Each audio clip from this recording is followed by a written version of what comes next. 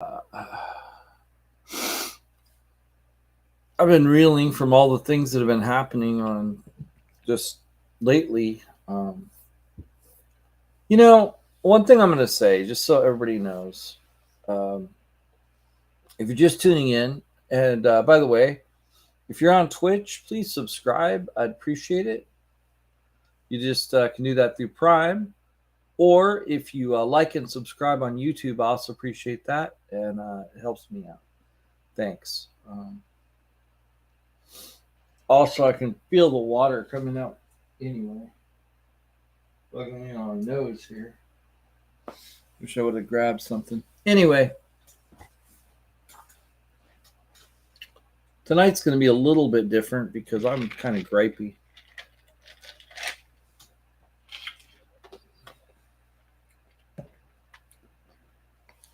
Um, we're not going to do the Superstar of the Week. I could do Assholes of the Week, but I'm not going to do that. That would be rude. That would make people feel bad, and I wouldn't want to do that. But I'm not so happy-dappy with the Young Bucks as everybody else is. I'm not so willing to condemn CM Punk as everybody else is. I am of the mind that CM Punk, before he may have had a plan to discuss the Colt Cabana situation at the media scrum. However, he also, I think he just looked at his ACL, which is a 9-month injury. Okay. Now keep in mind, every time he's on a pay-per-view, he is netting the company. He was netting the company $1 million. That's according to Tony Khan. He ripped his ACL, and so he was also angry, and he was also angry about the Young Bucks and Hangman saying stupid things like, I don't see why I would need help. I've done so well this far.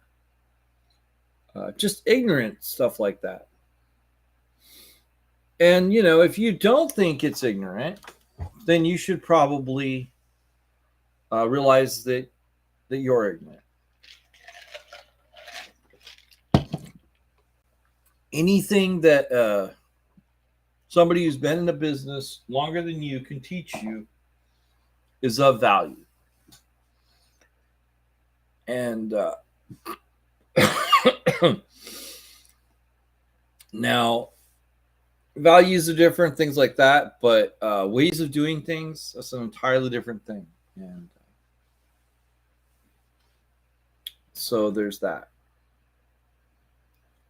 Now, also, then the Young Bucks have the audacity to take Wayward Son, which really makes me mad because I am a big Supernatural fan.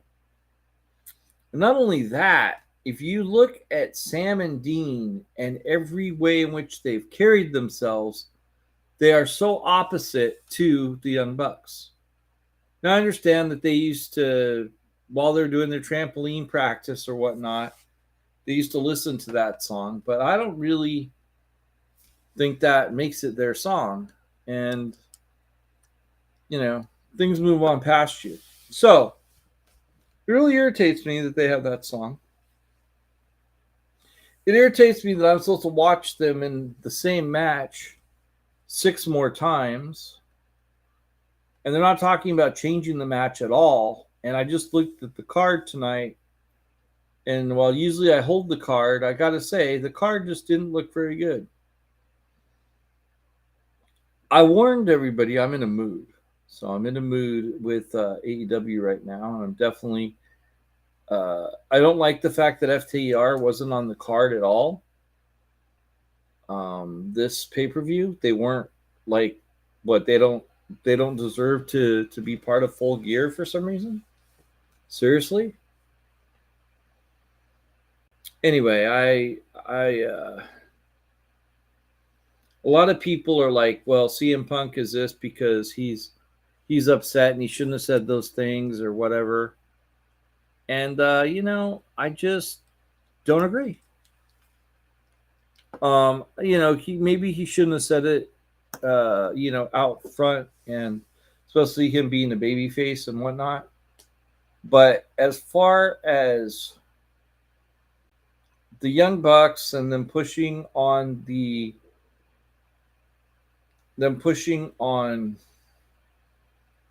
Colt Boom Boom Cabana and saying that he wanted him out of the company when he didn't, that seems legitimate to me. And if Tony Khan had a problem with him saying anything, he should have said something. He didn't say anything, so how could he complain about it now?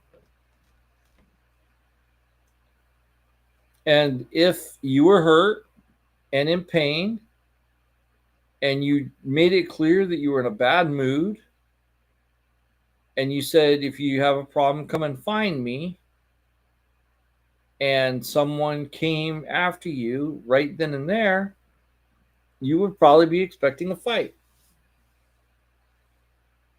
And, executives pushing employees to the point that employees lash out is a responsibility of the employees, and that, or of the executives, and that those executives should certainly not be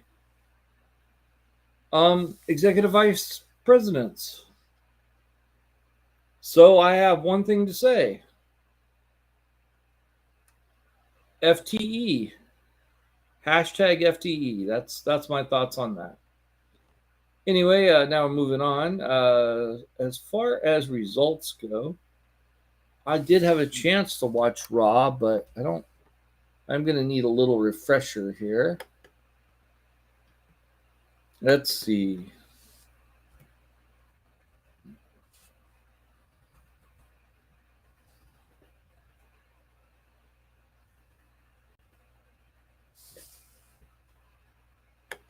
This will take but a minute here.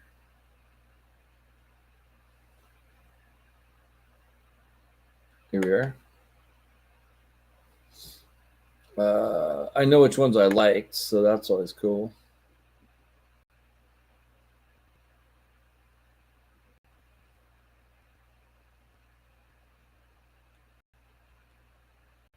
So we had Judgment Day versus the Brawling Brutes.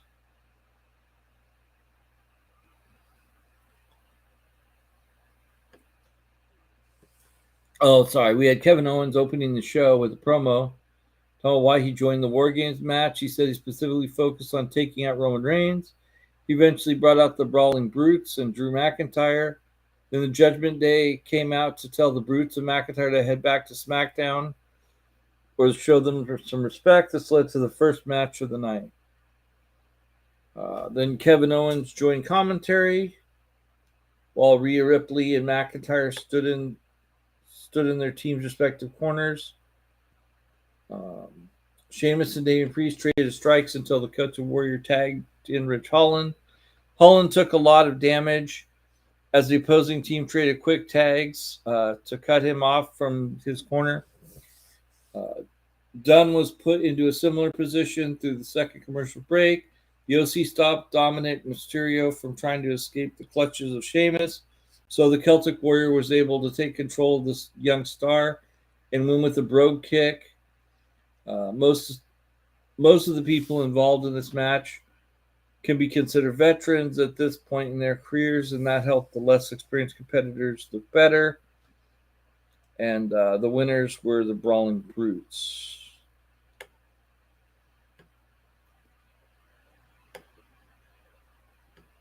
Then we had Almost versus Johnny Gargano. That's an awful match. I don't know who set it up. You have someone who's way bigger than Johnny Gargano. Johnny Gargano is a great wrestler, but he could be overpowered because of the size difference. Johnny Gargano was expecting to face The Miz in the next match, but the A-lister showed up with this hand bandage and was clearly another fake injury. She does a lot. Gargano tried to mount some offense, quickly overpowered. The Miz tripped him on the apron, but it didn't stop him from beginning to make a comeback. The former NXT champion got almost off his feet and unloaded on him a series of kicks to the head. Then the Nigerian giant caught him jumping off the top rope and hit a huge choke slam for the win. So we had almost win. Man, that would have made me left Raw. I'm glad I didn't see that match. I'll be honest. That sounds terrible. Then we had Mustafa Ali versus Austin Theory. Seth Rollins and Austin Theory each gave separate promos and interviews before the former Money in the Bank took on Mustafa Ali in the next match. Ali still had his ribs wrapped up to sell an injury, so Theory was sure to target his midsection right away and some shoulder thrusts in the corner. The 25-year-old had the upper hand for a long time, but Ali turned him inside out with a tornado DDT to give himself a little breathing room. Then we had Bobby Lashley appear. Oh, man.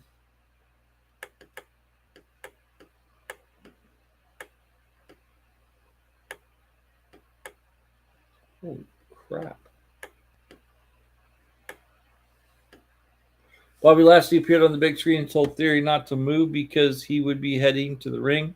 During the break, they traded some insults before getting into a fight. The Almighty no-sold a chair shot and chased him out of the arena. Lashley ended up taking out his frustrations on Ali. When Theory is being serious, he's not acting like an immature idiot. Right?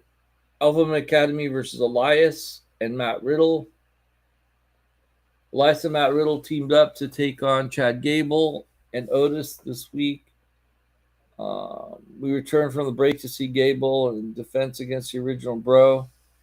Once Otis tagged in and took over, Riddle was the one fighting to stay in the match. Predictably, Elias was able to regain control for his team after a hot tag, but Otis ended up catching him for a slam against the barricade on the same time as Gable suplexed Riddle on the apron. Both teams had a few close calls, but Elias and Riddle ultimately scored the win by hitting their finishers on Gable. So all in all, it was a relatively standard WWE tag team match. Winners were Elias and Matt Riddle. Then we had Corbin versus Drew McIntyre. Corbin and JBL were playing cards backstage when Drew McIntyre walked in to see what was going on. He ended up punching Corbin in the face and told him to meet him in the ring if he was man enough. I don't know what else was said, but McIntyre and Corbin are both known for their power and strikes, so there was no chain wrestling to be seen. It was all about leaving as many bruises as they could on each other. The match might not have been unique, but it was kind of fun. These guys know how to work together. Considering McIntyre is on the Survivor Series card and Corbin isn't, shouldn't surprise anyone the Scottish Warrior scored the win. However, he did so with a small distraction from Akira Tozawa. Or Tozawa. Akira Tozawa. And then we had Asuka versus Rhea Ripley, which I saw, which was the Judgment Day backstage. It spilled out into the parking lot. We returned from the break. The two teams in the women's War Games match gave some promos before Asuka and Ripley met for a bout. The winning side would get a test. As expected, Ripley and Asuka had a competitive match that allowed both to play to their strengths. After some distractions, Ripley was able to get the win with a riptide. So the winner on that one was Rhea Ripley. So not a bad Raw, but not, I don't know. I found myself when I saw that was the main event, the Rhea Ripley versus Asuka, I wasn't as impressed as I'd been in pastimes went, so that was kind of interesting. I wouldn't be able to tell you why. Um, I think you know what we are. Like I said, we are sometimes going to handle one thing or another. So we're going to do that today, and we are going to go through the next results today. NXT results. Uh,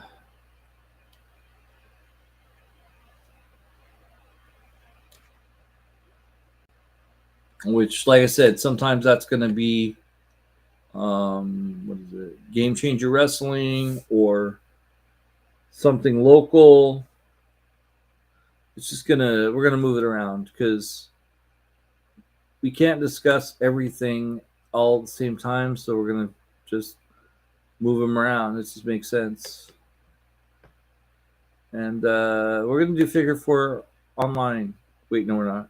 Are we? No, we're not. On date. That's weird. Okay, hold on.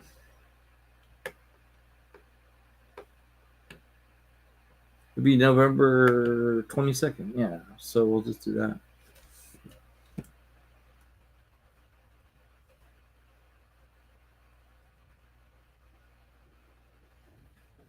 Here we go. Let's see what we got.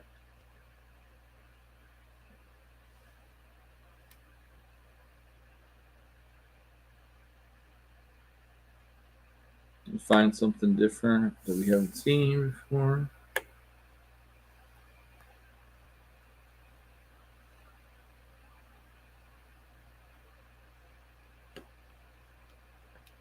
Yeah, we'll do cage side seats now. Yeah.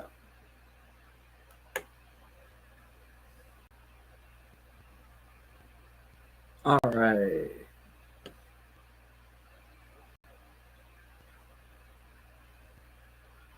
Toxic Attraction make their entrance. Mandy Rhodes takes point on a promo.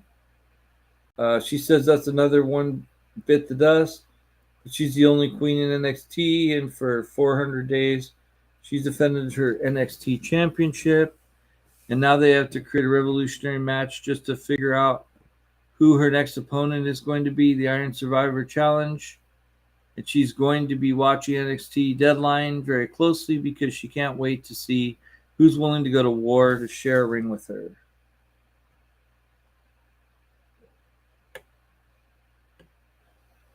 Onto the tag half of the stable, enter Caden Carter and Katana Chance. They say Toxic Attraction can't just do what they want, and the only reason Mandy is still champion is because of Isla Dawn, and her words aren't the only funny thing about her. Toxics fire back and say they diminish the value of the titles and will fade right back in obscurity after they win them back, and the brawl breaks out. The numbers game leaves the tag team lying. We see Tony D'Angelo rolling up and telling Wes Lee he hasn't forgotten what he did, but he wishes him luck. I'm guessing in a car.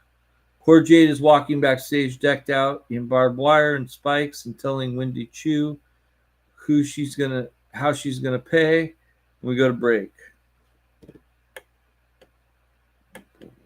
She wears pajamas. That's kind of scary. If I wear my jammies, I don't want to fight someone who's all spiked up like that. Gonna rip my jammies, and they're just not, they're not padded or anything. Chu hot out the gates, taking her hand in the corner, striking away, whip across, arm wringer, swinging her around and taking her down. Hammerlock. Jade breaks with a back elbow and bowls her over with a shoulder block. Drop down hip toss, a little back and forth. Gets Wendy Chu off a schoolboy. She follows with a drop kick. Big boot in the corner. Good night elbow drop. Comes up empty. Chu pulls Core out of the ring. Back from commercial. Jade is in control, but Chu sidesteps and she hits the ropes hard. Right hand whips across, overhead belly to belly. Handspring, stinger splash. Up to the second sleepy time crossbody. Nope. Cora goes and gets a kendo stick, but Wendy cuts her off with a boot. Referee D.A. Brewer warns Chu off when she picks it up. Jay takes advantage to throw Chu's drink into her eyes. And Cora Jade wins by pinfall with a half hatch DDT. We get Apollo Crews vignette where he talks about his title match at NXT Deadline. Kiana James is interviewed backstage. She says the deal fell in Henley's bar fell through due to the stupidity, and she has a match to win.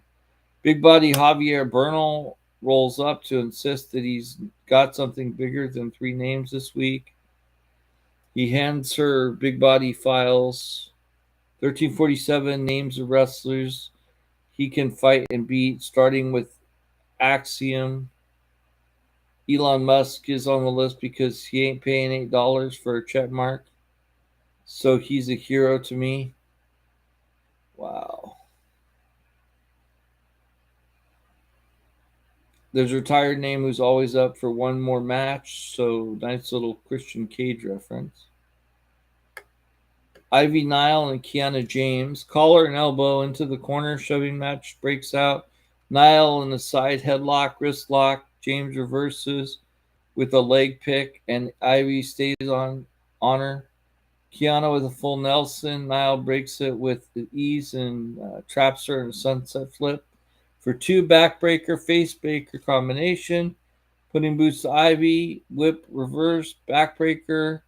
Cover for 1. James going for the after the cane.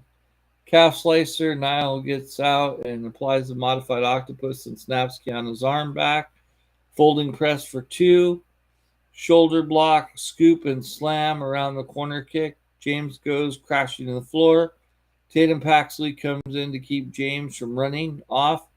Ivy locks her down. Ivy Nile wins by submission with compassionate release.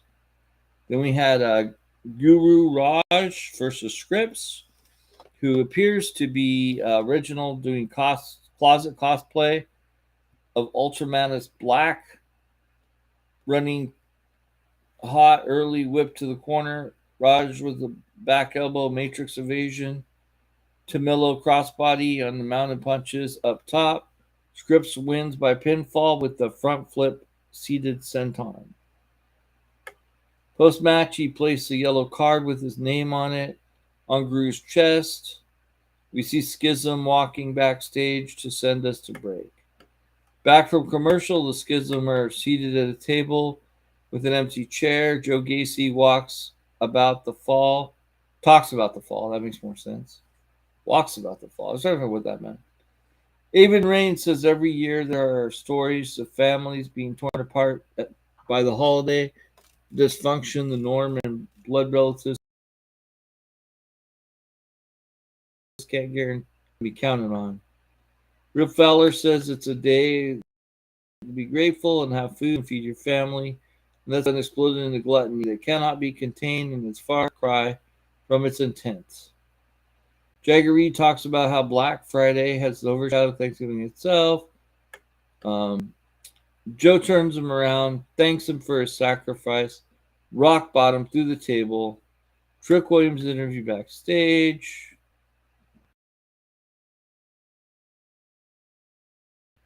Back to Zoe Stark. Stark's in the control early.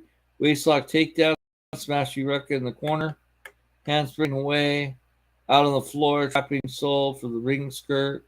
Beating her down. Back inside. Basement drop kick. Cuts her off and Zoe throws her back inside. Cover for 2. Ruka comes back strong. For a near fall. Sunset slip. Stinger splash. Scoop and power slam. Stark side sets a drop kick.